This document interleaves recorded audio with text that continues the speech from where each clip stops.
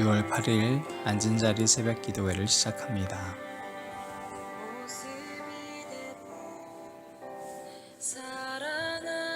사랑하시네 연약한 그대를 사랑하시네 나의 모든 발걸음 주가 하시나. 오늘 우리에게 주신 하나님 말씀은 신명기 22장 1절에서부터 12절까지 말씀입니다. 내 형제의 소나 양이 길 잃은 것을 보거든 못 본 채 하지 말고 너는 반드시 그것들을 끌어다가 내 형제에게 돌릴 것이요.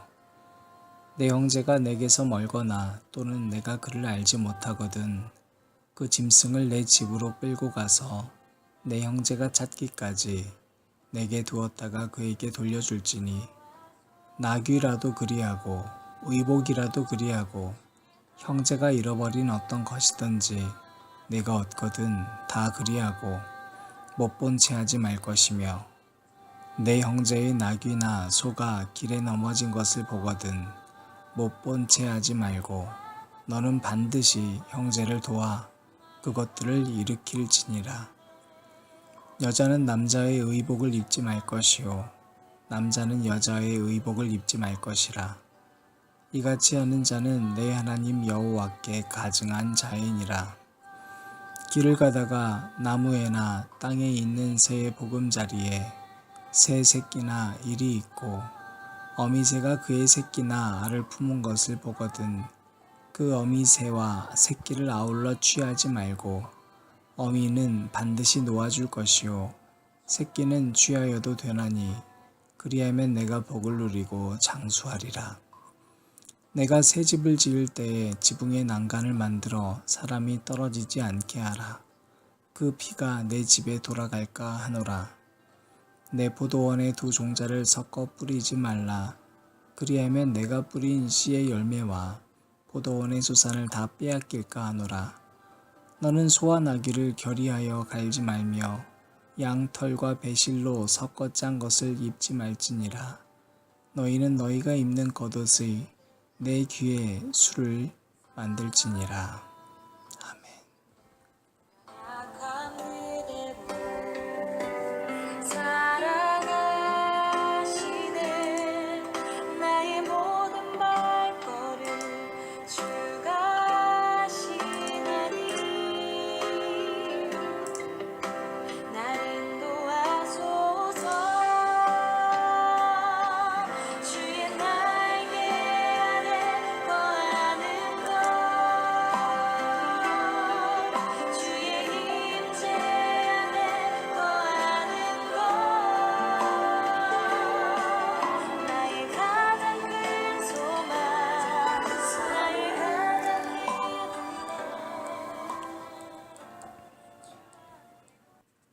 그리스도인들인 우리가 만들어가야 하는 세상이 하나님의 나라입니다. 우리 인생의 지향점 또한 하나님의 나라입니다. 그렇다면 여러분, 하나님의 나라는 도대체 어떻게 해야지 만들어지는 것이겠습니까? 하나님의 나라는 도대체 무엇이겠습니까? 우리들이 생각하고 있는 하나님 나라는 아주 멀리 있는 것만 같고 마치 이 땅에서 그 하나님의 나라를 구현한다는 것은 현실과는 동떨어져 있는 것과 같습니다. 그래서 때로 우리는 하나님의 나라를 일구어 가는 사람들을 보고 이상주의자라고 이야기할 때도 있고 현실을 전혀 모르고 있다고 이야기할 때가 있습니다. 하나님 나라가 무엇인가에 대해서 쿰카페를 섬기던 한 청년에게 제가 물어보았습니다. 그랬더니 하나님의 나라는 좋은 나라라고 이야기했습니다. 좋은 나라가 무엇이냐고 다시 한번 물었더니 이기적인 인간의 본성이 사라진 나라라고 말했습니다. 그 대답 제가 듣는 순간에 어쩜 이렇게 하나님의 마음을 잘 알까라는 생각이 들었습니다. 오늘 말씀에서는 우리가 어떻게 하면 하나님의 마음에 흡족한 나라를 만들어 갈 것인가에 대한 이야기들이 적혀 있습니다. 오늘 본문 1절에서 2절 말씀을 제가 읽어드리겠습니다. 내 형제의 소나 양이 길 잃은 것을 보거든 못 본 채 하지 말고 너는 반드시 그것들을 끌어다가 내 형제에게 돌릴 것이요 내 형제가 내게서 멀거나 또는 내가 그를 알지 못하거든 그 짐승을 내 집으로 끌고 가서 내 형제가 찾기까지 내게 두었다가 그에게 돌려줄지니. 이 말씀에서 하나님께서는 형제를 사랑하는 것을 이야기하시면서 우리가 이 말씀에서 주목해서 보면 내 형제가 내게서 멀거나 또는 내가 그를 알지 못하거든 이라고 기록된 것을 볼 때 그 형제라고 하는 것은 내가 잘 알고 있는 사람의 범주를 넘어서는 것도 이야기하는 것입니다. 즉, 지나가다가 내가 누군가의 물건들을 만나거나 소나 양을 만났을 때 그 모든 것들을 당사자인 사람에게 돌려주는데 그 사람을 형제처럼 여기라는 것입니다. 쉽게 말하면 형제의 고통을 못 본 채 하는 사람이 되지 말라고 이야기하면서 그 형제의 범주가 내가 친하게 지내고 알고 지내는 사람들의 이야기만이 아니라 그 범위를 넓혀가라는 의미입니다. 거리가 멀면 그 짐승을 끌고 가서 자신의 집에 보관했다가 돌려주라는 이야기입니다. 소나 양에게만 적용되는 이야기가 아니라 3절에서부터 4절까지에서부터 보면 낙이나 의복이나 어떤 것이라 할지라도 똑같이 그렇게 하라는 겁니다. 4절까지 강조되고 있는 한 단어는 제발 못 본 채 좀 하지 말라는 겁니다. 형제의 아픔이 아무리 작은 것이라도 제발 못 본 채 하지 말고 너와 친하지 않은 사람의 이야기라고 해서 너의 일이 아닌 것처럼 여기지 말라고 당부하고 계십니다. 하나님께서는 5절부터 남자와 여자가 각자의 정체성을 지키기를 바라고 계십니다. 여러분, 하나님의 나라를 일구어 간다는 것은 내가 남자로 태어났을 때 하나님이 주신 남성적인 성품을 유지하는 것이고 하나님께서 나를 여성으로 만들었기 때문에 하나님께서 주신 여성적 성품을 유지하는 것입니다. 그 정체성을 버리지 않고 나이가 들고 결혼한다고 해서 남성이 여성화되고 여성이 남성화되는 것은 하나님이 그다지 원하시는 것 같지는 않습니다. 그러므로 결혼 이후에 여성은 남성이 더욱 남성다워질 수 있도록 또 남성들은 결혼 이후에라도 여성이 거칠고 힘들어서 그 성품이 남성화되지 않도록 서로가 서로를 도와줄 수 있어야 합니다. 계속해서 길을 가다가 나무에 있는 새의 보금자리를 보는 경우에 대해서 설명하고 있습니다. 그런데 유독 이 말씀에서 우리가 의아한 부분은 어미새와 작은 새끼 가운데 작은 새끼만을 취하라고 하는 것입니다. 언뜻 보면 이해가 가지 않지만 우리가 이 상황을 조금만 더 깊이 생각해 보면 쉽게 이해가 갑니다. 길을 가다가 나무에 있는 새의 보금자리를 보고 아무리 배가 고파도 어미새와 새끼새를 한꺼번에 잡아먹어서는 안 된다는 의미입니다. 또한 새끼 한 마리는 어미가 없어지면 죽을 수밖에 없지만 그러나 안타깝긴 하더라도 정 배가 고파서 어찌할 수 없을 때 작은 새끼 한 마리만 취함으로 어미는 다시 새끼를 낳아 종족을 번식시킬 수 있기 때문입니다. 하나님 나라는 이처럼 새 한 마리, 동물 한 마리를 대하는 나의 자세에서부터도 이루어지고 있습니다. 집을 지을 때는 난간을 만들어서 사람이 간혹 올라가 떨어지지 않도록 설계하고 구조화시키는 것도 하나님 나라를 일구어가는 하나의 일입니다. 포도원에 씨를 뿌릴 때와 소와 나귀를 한 멍에에 맨다는 것, 이것을 금하는 것은 바로 우리의 욕심을 하나님께서 경계하고 계시는 것입니다. 포도원에 씨를 섞어 뿌려 더 많은 소출을 얻고자 한다거나 소와 나귀가 서로 걷는 행보가 다른데도 멍에를 같이 매서 오히려 일을 하는 데 있어서 서로 충돌하게 되는 모습들은 하나님 나라를 일구는 것이 아니라 이기적인 세상의 나라를 일구어 가는 것입니다. 하나님 나라는 내가 한 끼 밥 먹는 것에 만족하는 것입니다. 최근에 더 돈을 벌기 위해 일을 두세 가지씩 하는 경우들이 있습니다. 자녀들에게 공부를 가르친다면서 과한 과외나 학원으로 인해 아이들에게 고생시키는 경우들도 많습니다. 하나님 나라는 멍에를 같이 매게 해서 더 많은 소출을 기대하는 욕심에서부터 자유하여지는 것입니다. 하나님께서는 계속해서 12절에 너희는 너희가 입는 겉옷에 내 귀에 술을 만들라 명하셨습니다. 이 말씀을 이해하기 위해서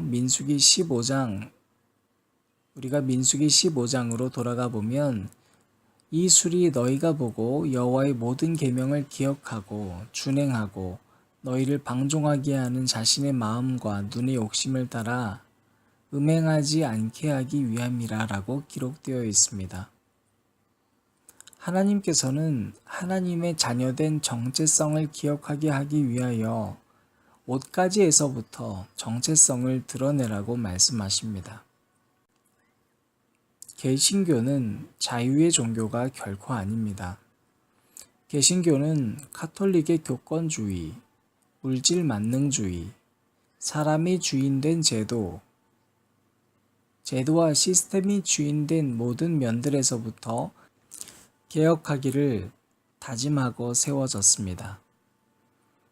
그러나 현재의 모습을 보면 신부들은 신부의 옷을 입고 목에 십자가를 걸고 수녀들은 평상시에도 수녀의 복장을 하고 다니고 승려들은 묵주와 승려복을 입고 어디서든 자기가 누구인지 그 정체성을 드러내고 있는 반면 개신교의 목사님들은 자신의 정체를 고이든 자이든 숨기는 경우가 많습니다. 목사, 전도사, 신학생들마저 자신의 정체를 세상에서 숨기고 다니면 비록 다니면서 자유해 보일 수는 있겠지만 자기도 모르게 세상 사람과 전혀 구별되지 않은 삶을 살게 될 것입니다.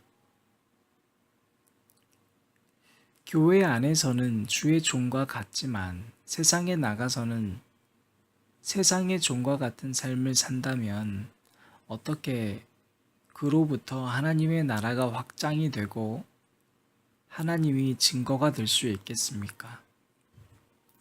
최근 우리 생명샘 교회의 청년들은 수련회를 위한 단체티를 준비 중에 있습니다.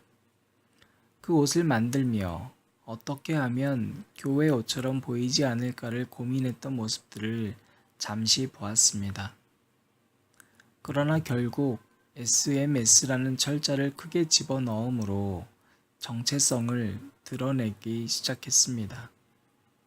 아직 완성된 옷은 아니지만 우리가 이와 같은 일들을 통해서도 얼만큼 세상에 내가 예수를 믿는 사람인지를 드러내고 싶은지, 아니 드러내고 있는지를 쉽게 알 수 있습니다.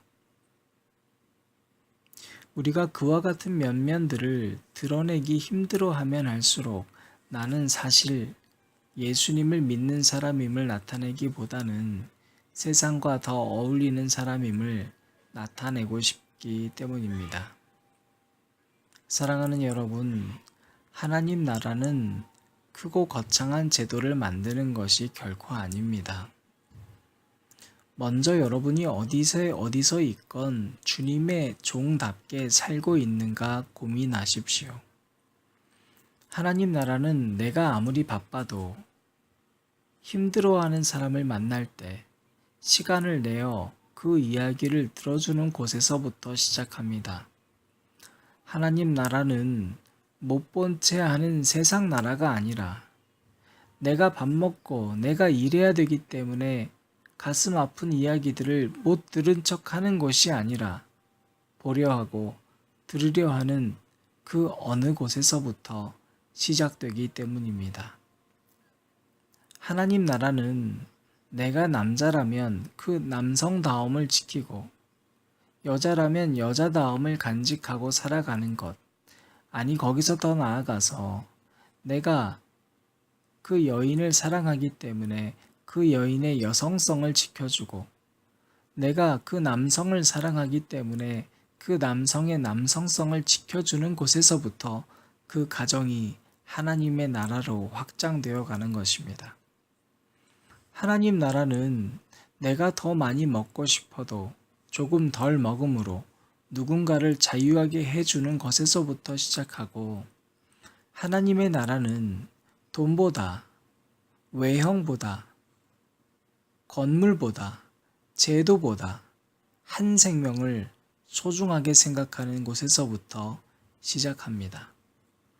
하나님 나라는 내가 조금 일찍 들어와 가족들과 함께 이야기하는 그 저녁 시간에 이루어집니다.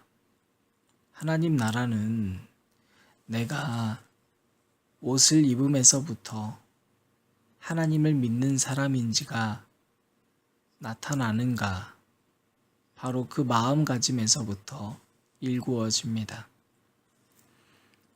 오늘 말씀에서 하나님은 그래서 아주 세세하고 작은 것들에서부터 하나님을 믿는 사람인지 아닌지를 나타내고자 하시는 것입니다. 사랑하는 안전자리 기도에 참여하신 여러분, 사람들의 시선은 언제나 크고 화려한 보이는 것에 집중되어 있습니다. 사람들의 목표는 늘 거대한 것에 있다 보니 오히려 놓치게 되는 것은 주변의 소중하고 작은 것들입니다. 그러나 하나님의 시선은 늘 작은 것에 있습니다. 오늘 여러분의 삶이 바로 이와 같은 일상 속에 하나님 나라가 이루어지는 소중하고 아름다운 하루가 되시기를 주님의 이름으로 축원합니다.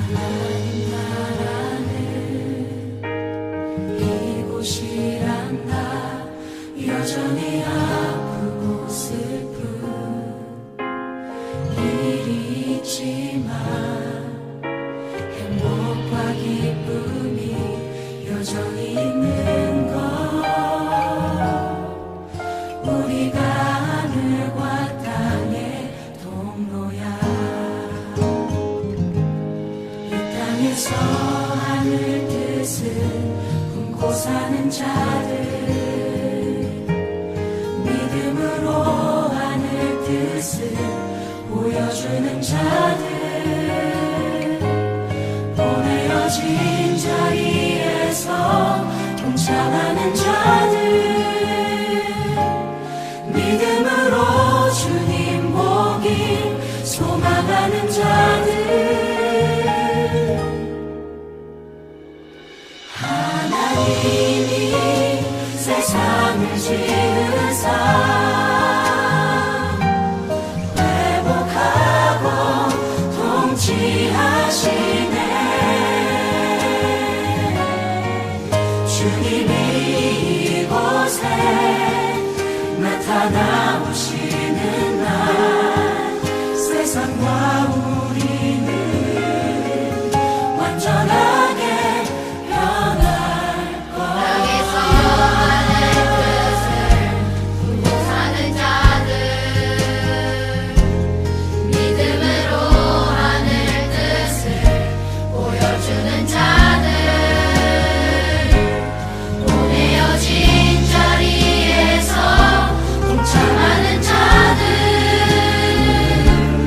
믿음으로 주님 보길 소망하는 자들,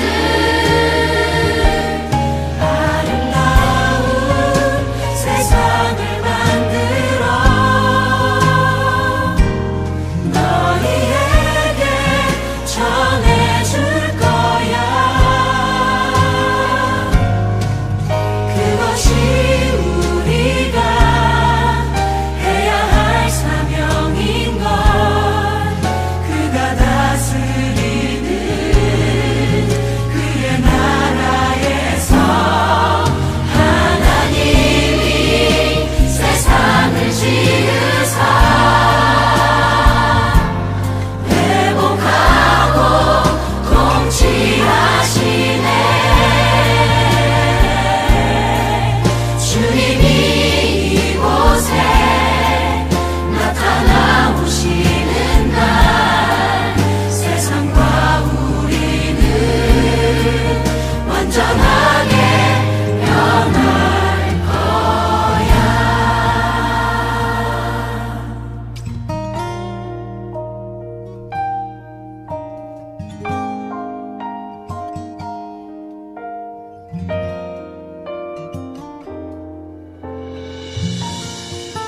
힘이 왔으면